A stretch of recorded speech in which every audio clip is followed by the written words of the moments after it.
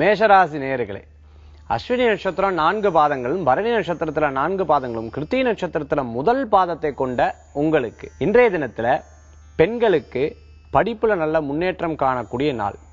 10th 12th படிச்சவங்க diploma படிச்சவங்க degree முடிச்சவங்க மாஸ்டர்ஸ் முடிச்சவங்க அடுத்த மாஸ்டர், அதே மாதிரி PhD, இது போன்ற படிப்புகளை பற்றி சிந்திக்கக்கூடிய நாளாக இன்றைய தினம் ஏற்படுத்தி கொடுக்கும். மேலும் வெளிநாடு பிரயாணத்திற்கு தேவையான சில விஷயங்களை சரி செய்யறது, இது போன்ற நல்ல காரியங்கள்லாம் நடக்கக்கூடிய தினம்.